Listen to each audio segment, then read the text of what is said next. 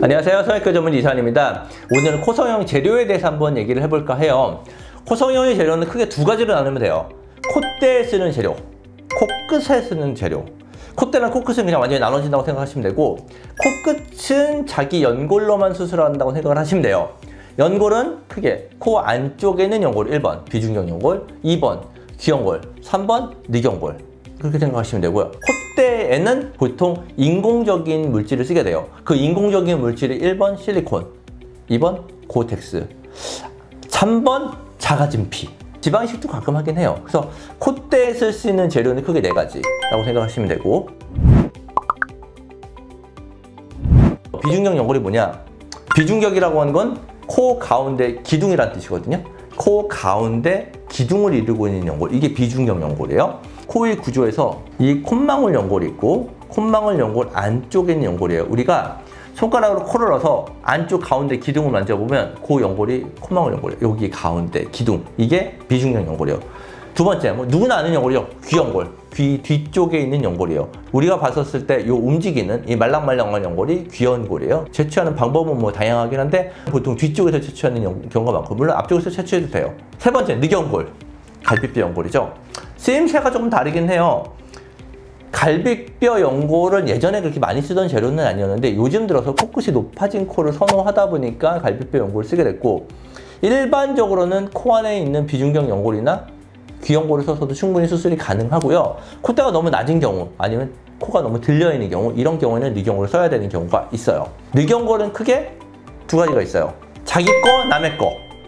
자기 거 쓰는 게 좋겠죠. 저는 주로 자기 거 씁니다. 연골, 코끝에 쓰는 재료는 1번 코 안에 있는 비중격, 2번 귀연골, 3번 늑연골. 3가지 생각하시면 되고, 늑연골이 자기 거냐 남의 거냐 이렇게 나뉘면 되고요.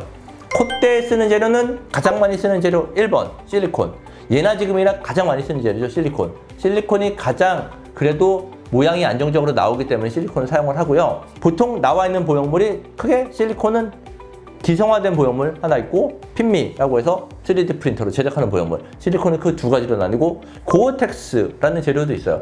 요즘은 그렇게 많이 쓰지는 않는데 한동안 꽤 유행이었어요.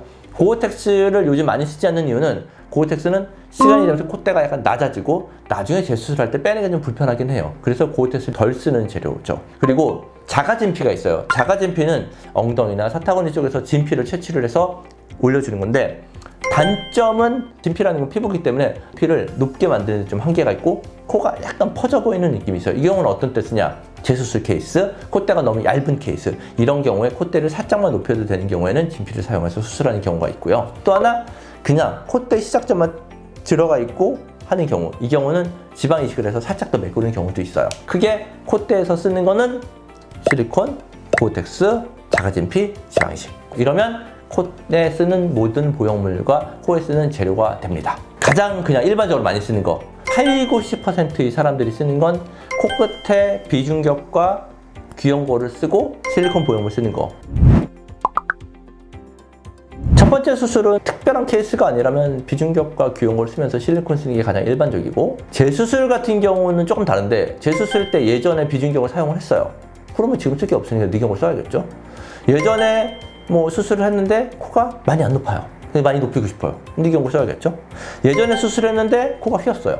늑연골 써야겠죠. 코 재수술의 경우에는 예전에 귀연골만 써서 수술을 했던 경우가, 자연스럽게 재수술을 원하는 경우만 비중격을 사용을 하고요. 그 외의 경우에 있어서는 사실 늑연골을 사용하는 케이스가 훨씬 더 높아요. 오늘은 코성형에 쓰는 재료에 대해서 한번 알아봤고요. 본인이 어떤 코를 원하는지에 따라서 사용할 수 있는 재료의 조합이 다르기 때문에 성형외과 전문의랑 상담을 받아보시는 게 좋을 것 같습니다. 또 궁금한 점 있으시면 댓글로 달아주시면 제가 답변 드리도록 하겠습니다. 감사합니다.